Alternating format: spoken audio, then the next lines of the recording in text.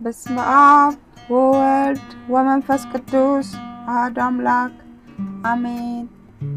አባታችን ሆይ በሰማያት የምትኖር፣ ስምህ ይቀደስ፣ መንግሥትህ ትምጣ፣ ፈቃድህ በሰማይ እንደሆነች እንዲሁም በምድር ትሁን። የዕለት እንጀራችንን ስጠን ዛሬ፣ በደላችን ሁሉ ይቅር በለን እኛም የበደሉንን ይቅር እንል ዘንድ፣ አቤቱ ወደ ፈተና አታግባን ከክፉ ሁሉ አድነን እንጂ መንግሥት ያንተ ናትና፣ ኃይል፣ ክብር፣ ምስጋና ለዘላለሙ አሜን። እመቤታችን ቅድስት ድንግል ማርያም ሆይ በመልአኩ በቅዱስ ገብርኤል ሰላምታ ሰላም እንልሻለን። በሐሳብሽ ድንግል ነሽ፣ በሥጋሽም ድንግል ነሽ። የአሸናፊ እግዚአብሔር እናት ሆይ ሰላምታ ላንቺ ይገባሻል። ከሴቶች ሁሉ ተለይተሽ አንቺ የተባረክሽ ነሽ፣ የማኅፀንሽም ፍሬ ኢየሱስ ክርስቶስ የተባረከ ነው። ጸጋን የተመላሽ ድንግል ሆይ ደስ ይበልሽ፣ ልዑል እግዚአብሔር ካንቺ ጋር ነውና ከተወደደው ልጅሽ ከጌታችን ከመድኃኒታችን ከኢየሱስ ክርስቶስ ዘንድ ይቅርታና ምሕረትን ለምኝልን ኃጢአታችንም ሁሉ ያስተሰርይልን ዘንድ ለዘላለሙ አሜን። ውድ የክርስቶስ ቤተሰቦች፣ ከዚህ በመቀጠል በዕለተ ሐሙስ የሚጸለይ አምላክን የወለደች የእመቤታችን የቅድስት ድንግል ማርያም ምስጋና ጸሎት እናቀርባለን። እርኩስ የሌለባት ድንግል ማርያም ሙሴ በበረሃ በነደደ እሳት ጫፎቿ ሳይቃጠሉ ያያት ጽን ትመስላለች። የአብ ቃል በእርሷ ሰው ሆኗልና እሳተ መለኮቱም የመለኮቱ ባህሪ ያላቃጠላትምና ከወለደችውም በኋላ ድንግልናው አልተለወጠም። ሰው ቢሆን መለኮቱ አልተለወጠም፣ በእውነት አምላክ ነውና። በእውነት አምላክ የሆነ እርሱ መጥቶ አዳነን። ቅድስት ሆይ ለምኝልን። አምላክን የወለድሽ እመቤታችን ሆይ ሁላችን እናገንሻለን። ይቅርታሽ ለሁላችን ይሆን ዘንድ ነውና ሔዋን እንጨት በልታ ባደረገችው አመፅ በባህራችን ያደረ የቀድሞ እርግማን በእርሷ የጠፋልን። አምላክን የወለደች ድንግል ማርያም የሁላችን መመኪያ ናት። ስለ ሔዋን የገነች ደጅ ተዘጋ፣ ዳግመኛም ስለ ድንግል ማርያም ተከፈተልን። ከዕፀ ሕይወትን እንበላ ዘንድ አደለን።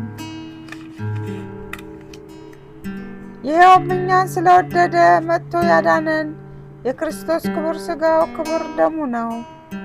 ስለ እርሷ ድንቅ ሆኖ የሚነገረው ይህን ምስጢር ማወቅ የሚቻለው ምን ልቦና ነው? መናገርስ የሚቻለው ምን አንደበት ነው? መስማትስ የሚቻለው ምን ጆሮ ነው? ሰውን የሚወድ እግዚአብሔር አንድ ብቻ የሆነ አምላክነቱ ሳይለወጥ ከዓለም በፊት የነበረ የአብ ቃል ከአብ ዘንድ መጥቶ ልዩ ከሆነች እናቱ ሰው ሆነ። ከወለደችውም በኋላ ድንግልናው አልተለወጠም። ስለዚህ አምላክን የወለደች እንደሆነች ታወቀች። የእግዚአብሔር የጥበቡ ስፋት በጻር በምጥ በልብ ጋር ተወልድ ዘንድ የፈረደባት ማኅፀን የሕይወት መገኛ ሆነች። ከባህራችን እርግማን የሚያጠፋልን ያለ ወንድ ዘር ወለደችልን። ስለዚህም ሰውን የምትወድ ሆይ ክብር ላንተ ይገባል፣ ቸርና ሰውን ወዳጅ ነህና እያልን እናመስግነው። ቅድስት ሆይ ለምኝልን። ያለ ወንድ ዘር አምላክን የወለድሽ ድንግል የማኅፀኗ ሥራ ምን ይደንቅ! ለዮሴፍ የታየው መልአኩ ከእርሷ በመንፈስ ቅዱስ የሚወለደው ያለ መለወጥ ሰው የሚሆነው የእግዚአብሔር ቃል ነው ብሎ መስክሯልና። ማርያም የዚህ ደስታ ጽንፍ የሆነ እርሱን ወለደችው። መልአኩ ልጅ ትወልጃለሽ፣ ስሙም አማኑኤል ይባላል አላት።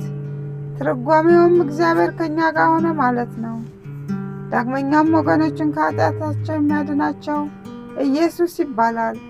በችሎታውና በኃይሉ ያድን ዘንድ ኃጢአታችንንም ያስተሰርይልን ዘንድ ለዘላለም ክብር ይግባውና ሰው የሆነ እርሱ አምላክ እንደሆነ በተረዳ ነገር አውቀነዋል።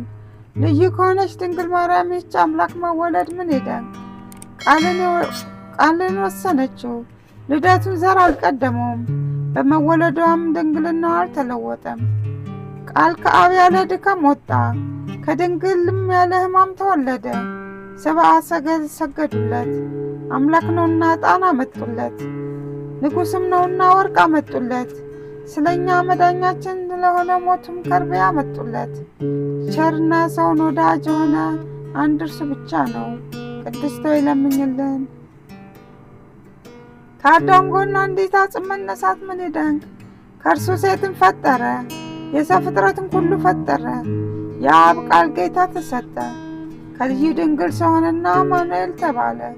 ስለዚህ ሁልጊዜ እርሷን እንለምን፣ ከተወደደ ልጇ ታማልደን ዘንድ በቅዱሳንና በሊቃነ ጳጳሳት ሁሉ ዘንድ ቸር ናት።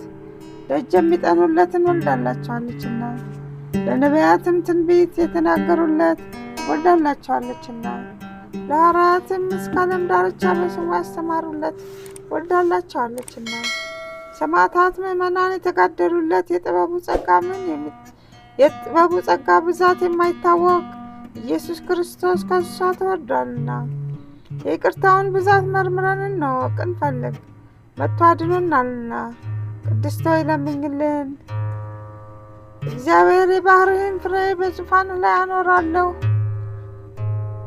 ብሎ ለዳዊት በእውነት ማለ፣ አይጸጸትም። ጻድቅ እርሱ ዳዊት ክርስቶስ በሥጋ ከእርሱ እንዲወለድ ባመነ ጊዜ የእግዚአብሔርን ቃል ማደሪያ ፈልጎ ያገኝ ዘንድ ወደደ። ይህንንም በታላቅ ትጋት ፈጸመ። ከዚህም በኋላ እነሆ በኤፍራታ ሰማነው ብሎ በመንፈስ ቅዱስ አሰምቶ ተናገረ። ይሄውም አማኑኤል እኛን ለማዳን በሥጋ ይወለድባት ዘንድ የመረጣት የያዕቆብ አምላክ ማደሪያ ናት። ዳግመኛም ከነቢያት አንዱ የሆነ ሚክያስ አንቺ የኤፍራታ ክፍል የሆንሽ ቤተልሔም ከይሁዳ ነገሥታት መሳፍንት አገር አታንሽም፣ ወገኖች እስራኤልን የሚጠብቃቸው ንጉሥ ካንቺ ይወጣልና ከዛሬ ጀምሮ ለዘላለም ድረስ ከቸር አባትና ከመንፈስ ቅዱስ ጋር ምስጋና ስለተገባው ስለ ክርስቶስ በአንድ መንፈስ ትንቢት የተናገሩት የእነዚህ የሚክያስና የዳዊት ነገር ምን ይረቅ ምን ይደንቅ! ቅድስት ሆይ ለምኝልን። ለእስራኤል የነገሰ ዳዊት ጠላቶቹ በተነሱበት ጊዜ ከቤተልሔም ምንጭ ውሃ ይጠጣ ዘንድ ወደደ። የጭፍሮቹም አለቆች ፈጥነው ተነሱና በጠላቶች ከተማ ተዋግተው ሊጠጣ የወደደውን አመጡለት።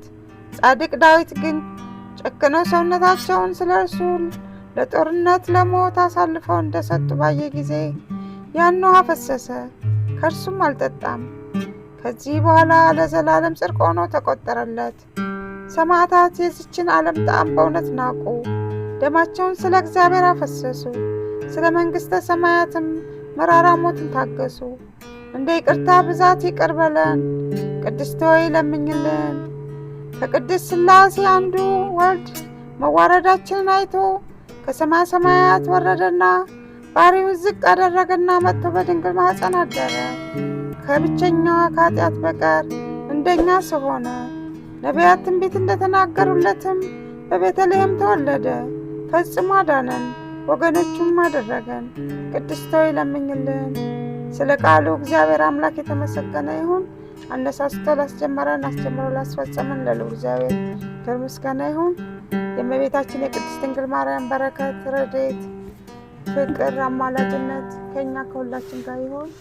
ከዚህ በመቀጠል መዝሙረ ዳዊት ጸሎትን ስለመናቀር ይከታተሉ።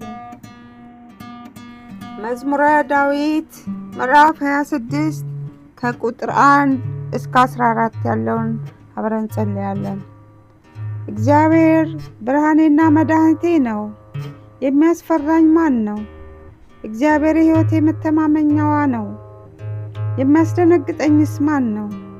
ክፉዎች አስጨናቂዎቼ ጠላቶቼም ሥጋዬን ይበሉ ዘንድ በቀረቡ ጊዜ እነርሱ ተሰናከሉና ወደቁ። ሰራዊትም ቢሰፍርብኝ ልቤ አይፈራም፣ በሰልፍም ቢነሳብኝ በዚህ እተማመናለሁ። እግዚአብሔርን እንዴት ነው የለመንኩት? አንዲት ነገር ለመንኩት፣ እርሷንም እሻለሁ፣ በሕይወቴ ዘመን ሁሉ በእግዚአብሔር ቤት እኖር ዘንድ እግዚአብሔርን ደስ የሚያሰኘውንም አይ ዘንድ መቅደሱንም እመለከት ዘንድ። በመከራዬ ቀን በድንኳኑ ሰውሮኛልና በድንኳኑም መሸሸጊያ ሸሽጎኛልና። በዓለት ላይ ከፍ ከፍ አድርጎኛልና። እነሆ አሁን በዙሪያው ባሉ ጠላቶቼ ላይ ራሴን ከፍ ከፍ አደረገ። በድንኳኑም የእልልታ መስዋዕትን ሰዋሁ።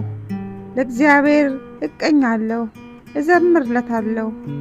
አቤቱ ወደ አንተ የጮኽሁት ቃሌን ስማኝ፣ ማረኝና አድምጠኝ። አንተ ፊቴን እሹ ባልክ ጊዜ አቤቱ ፊትህን እሻለሁ። ልቤ አንተን አለ፣ ፊትህን ከእኔ አትሰውር። ተቆጥተህም ከባሪያ ፈቀቅ አትበል። ረዳቱ ነኝ፣ አትጣለኝም። የመድኃኒቴም አምላክ ሆይ አትተወኝ። አባቴና እናቴ ትተውኛልና እግዚአብሔር ግን ተቀበለኝ። አቤቱ መንገድህን አስተምረኝ፣ ስለ ጠላቶችም በቀና መንገድ ምራኝ። የሐሰት ምስክሮችና አመፀኞችም ተነስተውብኛልና ለጠላቶቼ ፈቀቅ አትበል። ለጠላቶቼ ፈቃድ አትስጥ። የእግዚአብሔርን ቸርነት በሕያዋን ምድር አይ ዘንድ አምናለሁ። እግዚአብሔርን ተስፋ አድርግ፣ በርታ፣ ልብህም ይጽና። እግዚአብሔርን ተስፋ አድርግ። አሜን። ስለ ቃሉ እግዚአብሔር አምላክ የተመሰገነ ይሁን። ውድ የቻናሌ ቤተሰቦች የእግዚአብሔር ፍቅር፣ አባትነት፣ አምላክነት፣ ጥበቃ አይለየን። የእመቤታችን የቅድስት ድንግል ማርያም ረድኤት፣ በረከት፣ ፍቅር አይለየን። በያላችሁበት የዓለም ዳርቻ ሁሉ ሰላማችሁ ይብዛ። በሰላም ወጥታችሁ በሰላም ግቡ። ሰላም ለሀገራችን፣ ሰላም ለዓለም ሁሉ ይሁን። ለዚህ ቻናል አዲስ ከሆናችሁ ሰብስክራይብ በማድረግ ቤተሰብ የሆናችሁ ደግሞ ሼር እና ላይክ በማድረግ ለሌሎች እንዲደርስ ያድርጉ። ሁሌም ከኛ ጋር ስለሆኑና ቪዲዮውን እስከ መጨረሻው ስለሚከታተሉ እናመሰግናለን። መልካም ጊዜ